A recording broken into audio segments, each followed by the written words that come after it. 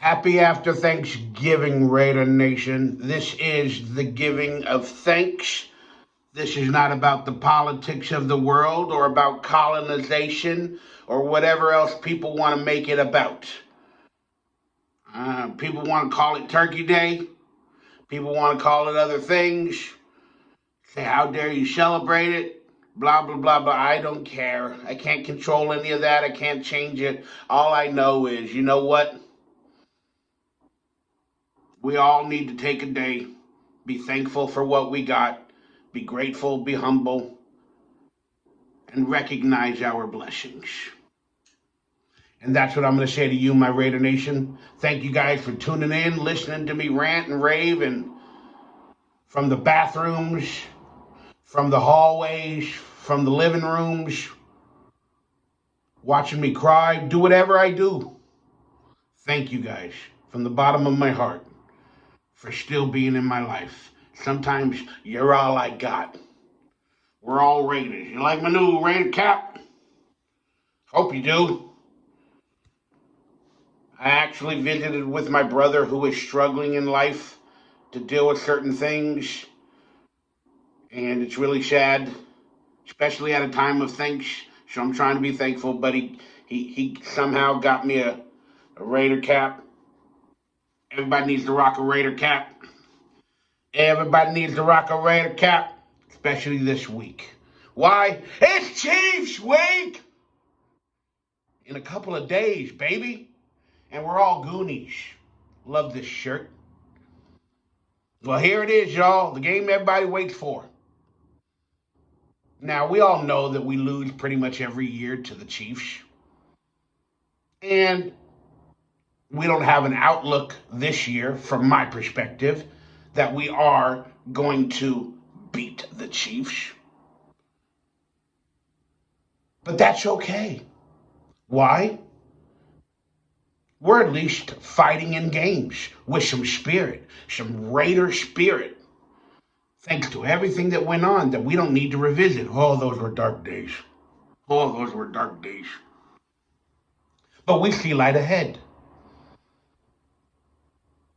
People that are still saying, we're going to make the playoffs. Look, I love you.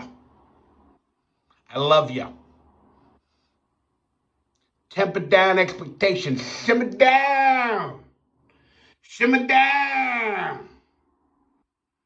I'm just happy we're putting in a good fight with the way our team was constructed by the demons of the past. So listen to me, Raider Nation, and hear me out. This is the game. But it doesn't mean that we have to have a victory. This is the game to prove everything to everybody. Please hit that thumbs up, that like, that subscribe button. Please consider becoming a member of this channel to support your boy, to buy some damn tacos, to live, to come back to you with some more previews of games. Now, the Chiefs are struggling. Many facets of the game. Patrick Mahomes is not having a great year. I know, because my dumb butt got him in fantasy leagues. In a few leagues. And now here's the million-dollar question. He plays our Raiders this week. Do I keep him in my lineup? Not because he's playing bad, but because that's kind of bad mojo for my team. Effing fantasy football messes with your mind. And their pass catchers can't catch a damn thing. All they have is Travis Kelce. And then whenever Taylor Swift is not in the building, he doesn't play so great. So they are struggling, but they're still winning. Now, we are on the come up. We won 2 in a row. Then we lost a game versus the Miami Dolphins. And I'm not going to say we should have won it, but still, we were in the game till the end. Many mistakes were made by the coaching staff, the quarterback, and whatnot. Now, am I going to say this game is going to be a debacle? No. Let's look at it from the Raiders' defensive perspective, since we have a top 15 defense right now as of in the NFL, and the Raiders' defense is on the come up, albeit with a lot of injuries, especially for this week as well. We can handle our own against these wide receivers from the Kansas City Chiefs. We can handle our own. The Raiders have a top, in terms of fantasy, they give up the 7th least points to wide receivers on the other team they're facing. The 7th least. They give up points in fantasy to wide receivers. So the wide receivers for the Chiefs, the idiots, are struggling. So it will be a little bit of a good matchup for the Raiders versus the Kansas City Chiefs wide receivers. We can hold our own, especially if they continue dropping balls and stuff like that. So that is a matchup that we can handle to suppress the Chiefs. Now, our linebackers have been playing decently better in as many weeks as we've thought about. And we got a dog named Robin Spillane. He's coming out there by any means necessary. That dude getting the job done with his big ass neck. Yeah, we're gonna get the job done here. I don't care. I got a broken arm. Give me a surgery. I'm still going. Put me in, coach. Put me in, coach. I'm ready to go today. Put me in, coach. I'm ready to play today in the field, center field. Sorry. Robert Spillane's a dog, and I love that dude on our team. I don't need to mention each and every player on the Raiders that are playing their hearts out. That's why our defense is improving, and we're playing pretty good. Now, our defensive line, like I said, we give up the 7th fewest or least points to wide receivers, so we can handle our own with their struggling wide receivers. But again, they got speed to burn, they got some other stuff, and sometimes, most of the time, in Raider lore, everything is a get-right game versus the Raiders. I don't think that will be the case against this Raiders team for the Kansas City Chiefs wide receivers. They might make a few plays, they always will. But I don't think it's a completely get-right game like the Cowboys had the other day, where just everything was working. It ain't going to be that way. Now, our defensive line struggles with the run. Max Crosby doesn't got a complementary piece to him that can even handle much. Yeah, Malcolm Kuntz is good. I'm not talking smack, but I'm just saying our number 1 draft pick, Tyree Wilson, ain't there. Even though he's there, he ain't there. I don't know what's going on there. Well, I do know what's going on. He should have picked another player, maybe even a Jalen Carter. But, we all had an idiot staff as our previous regime. But Max Crosby can't do it all. He's been held sackless in the last 2 games. He's stuck in 4th place in the league with 9.5. And they are struggling on the defensive line to produce sacks. Yeah, they might get pressure, but they're double and triple teaming Max, and they're just locking him out. And on more occasions, the other players need to step up. We also give up the 18th most points to running backs in fantasy. I know I should be giving those other real stats, but I live in the world of fantasy. I have threesomes and foursomes, and, a lot of people wear a lot of different outfits. The girls wear the lingerie, and I live in the world of fantasy, okay? And the Raiders give up, I believe it was the 18th most, it might be the 17th. I just said it. Most points to running backs on the opposing team. So what does that mean for the Kansas City Chiefs?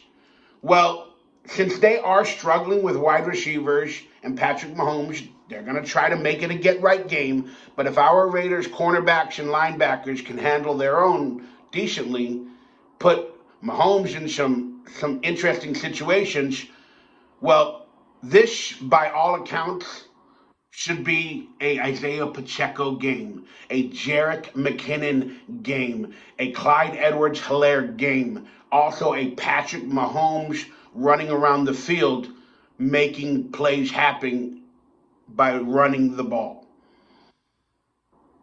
It kind of happened last week for the Chiefs and their opponent, and I look at the Raiders game as the same thing. And our defensive line struggles with the run. So they're going to try to establish the run, and they can do a good job of it. And that Isaiah Pacheco is like a little hamster with muscles. That dude just doesn't give up and quit. And he's got energy to burn, at least in the first half. Like, that dude looks hard to tackle. So if the Raiders' defensive line or the linebackers or anybody don't bring their A game even early, that MFer Isaiah Pacheco is going to break a few, man. 10, 12, 15 yards. And if he breaks a tackle, yeah, he could go pretty far. So I'm worried about their run game versus our defensive line. I think they're going to have a big day. I hope they don't, but I think that's what is going to be their game plan to beat us. Now, if we can create a turnover or two, just like the last weeks, we can be in it. We're going to be in it. They have not shown to be a really explosive, like beating everybody for 20, 30 points. They haven't shown that this year with all their struggles.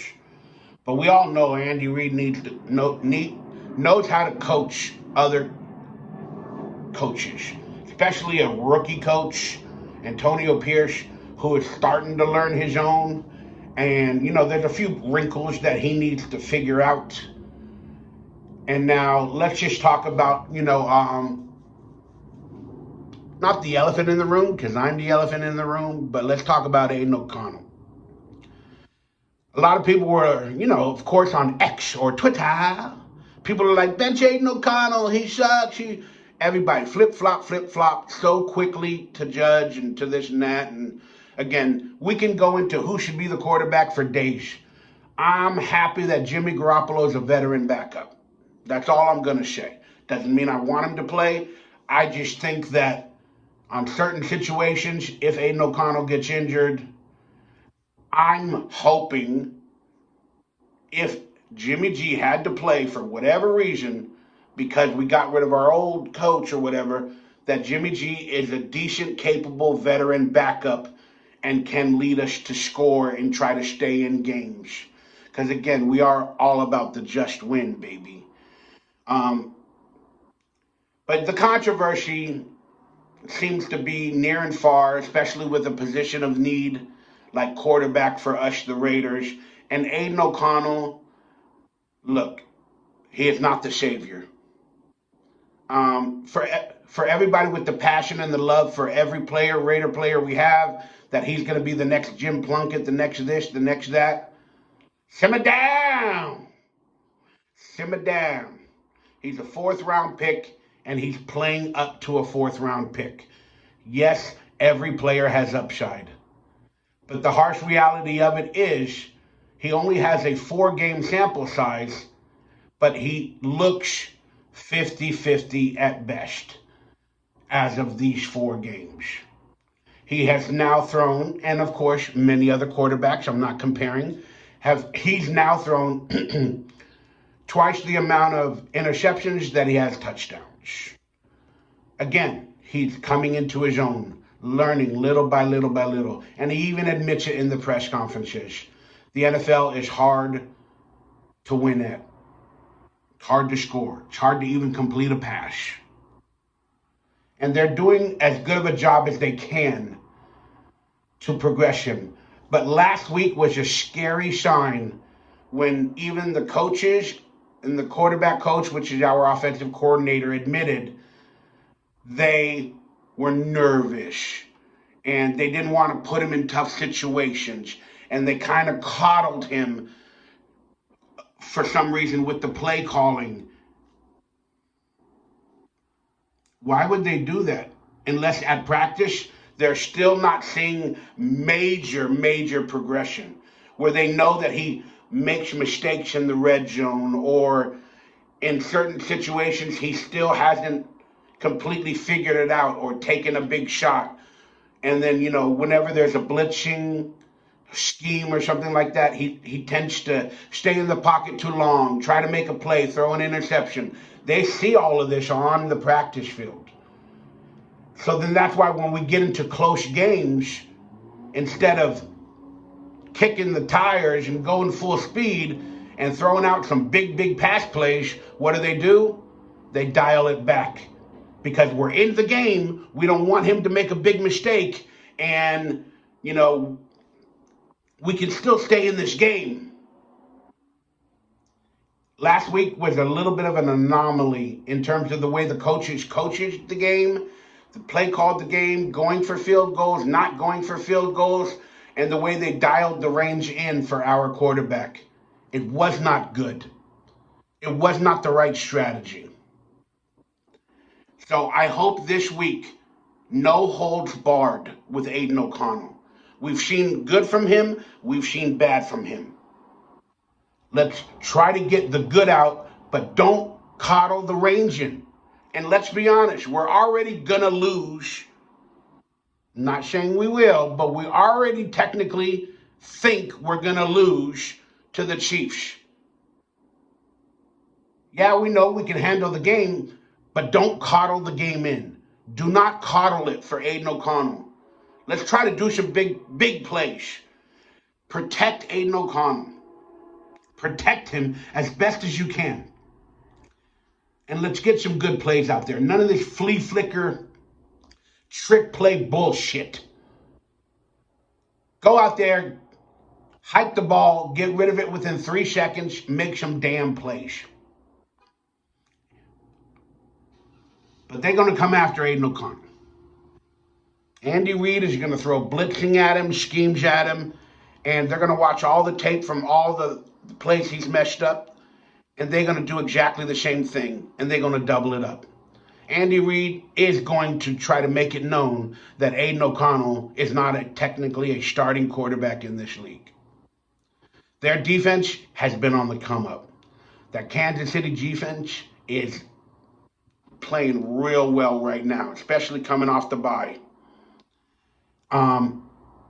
Yeah, we got our work cut out for us.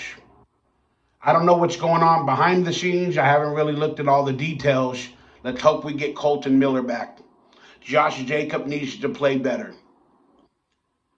We need Josh Jacobs to run the ball, control the TOP, the time of possession, to be in the game, if we will, plus a few turnovers.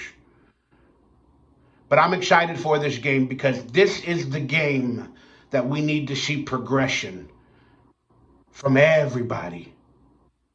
From everybody. The coaches, better game management. The play callers, not coddling the range for Aiden O'Connell. Pick the best plays for Devontae Adams, Josh Jacobs, so on and so forth. Have a game plan that can compete with the Kansas City Chiefs. Now, it is in Kansas City, the game. I believe it is. I'm pretty sure it is. So that's another thing we have to deal with. But we need our poise, and we cannot get too high thinking that we can't compete with this team. We can. Especially this year with what we've seen from them. Now, temper expectations. But don't get too high with all of that stuff. Because if you get too high, sometimes you come out flat. We just need to go in there and do our job. Let the cards fall where they may. But I at least have pride and faith that we can handle ourselves if for once this year we finally play the perfect Raider game. The perfect Raider game is what I'm hoping for from this team. That doesn't always culminate in a victory. It just means everybody's learned from their mistakes And those situations do not happen again this week because they've learned, they've changed, and they went on. Mistakes will happen in other facets and in other situations. But for all the previous situations that they've made mistakes for, this week they handled it and they progressed. So I need to see a lot out of Antonio Pierce, game management, not coddling the reins from Aiden O'Connell. I need to see Aiden O'Connell stand in the pocket, throw the ball away if he needs to, if nobody's open. He also needs to make a few plays with his legs. He needs to, even though he's not a running quarterback, he needs to see the field a little bit better, and he needs to skedaddle out of the pocket every so often to maybe give time for a wide receiver to get open or to do something. I'm not saying you need to be like Patrick Mahomes. You need to be like you, but you need to run a little bit and stop looking like the other number 4 in bad situations. Come on. Hey, you know what? Since our former regime gave you that number 4 and maybe you didn't want it, why not change it? See if you can change it. Go to a number that you possibly really truly want. Maybe that will help your equilibrium, Aiden O'Connell. I don't know. I'm just saying. That being said, man, this is the Kansas City Chiefs game, the Chef's game. This is the game for progression. And I'm hoping to see the perfect Raider game. Whether we win or lose, we have the pride, the excitement. We stay in the game, and we're in it to win it. And again, if we lose, that is an accomplishment. If we lose, that is an accomplishment. If we lose by 3 to 4 to 5 points or something like that, knowing who these Chiefs are and have been for many years, that's an accomplishment. Now let's get to my predictions, guys. No matter what happens, I'm going to be thankful for this game. I'm very blessed at our Raider team. I really love the pride and the poise and the way they're reacting. And I'm hoping we bring out stogies in the locker room. And I guarantee you, if they get a victory this week, they're not only going to bring out stogies, they're going to bring out joints. They're going to bring out some little bit, whatever's in there. I don't know, fentanyl. I don't know what they do nowadays to have excitement. They're going to bring it out. Deservedly so. Then you need to get in the damn bus. If you beat the Chiefs, you need to get in the damn bus, bring out your little stogies, your little joints, whatever y'all want to do. Then you need to drive around that Kansas City Stadium 35 times. Right? Do that shit. Butt naked. Put your butt out and shit on their field. You know, let's do it. Let's get some Raider history out. Let's do it. Let's do it. But more importantly, like I said, man, I'm excited for this team. I'm blessed to watch the game. I've been a little bit healthy. I at least saw my brother who, let's just call it, he's dying from addiction. But I saw my brother, so I'm thankful for that. And I'm telling you guys I love y'all, and I'm thankful for it. And I'm looking forward to this Raider game no matter what. I'm excited. Win, lose, or tie, man. I'm excited to watch these Raiders progress, bond as a family, and then all the other trade rumors and drama and clickbait. And every Sunday there's a story about the Raiders in a negative fashion, one way or another, to try to divide this team. Fudge that. We ain't doing that no more. We MFing Raiders, baby. We here for life. And I'm excited to see this game. Now, let's be real. Can the Raiders beat, again, just looking at it from our mind, can the Raiders beat the Chiefs? Yes. Everything that has been happening in the NFL with the Chiefs and with the Raiders staying in close games, it can happen. What was that movie, Angels in the Outfield? It could happen.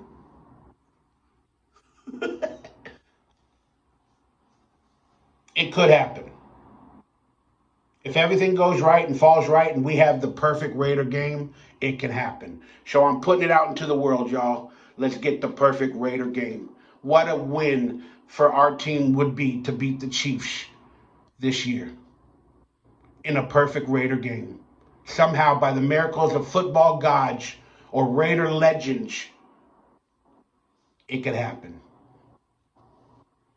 Now, the reality of the situation is I would be proud just to stay in the game, keeping it close, making few mistakes and keeping it close.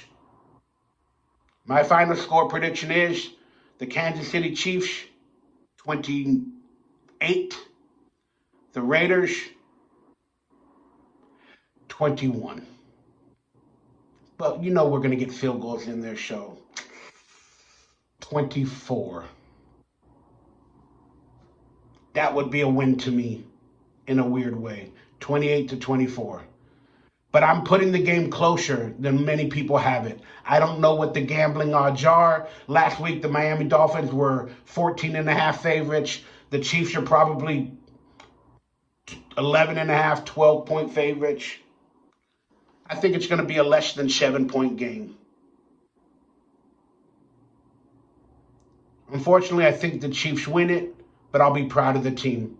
And then if the Raiders win it, y'all going to see Mikey ready to go hyphy. Y'all going to see Mikey ready to go hyphy. I'm going to do videos every day, baby. You hear that? That's my Chiefs guarantee. If the Raiders beat the Chiefs, I'm doing a video every day.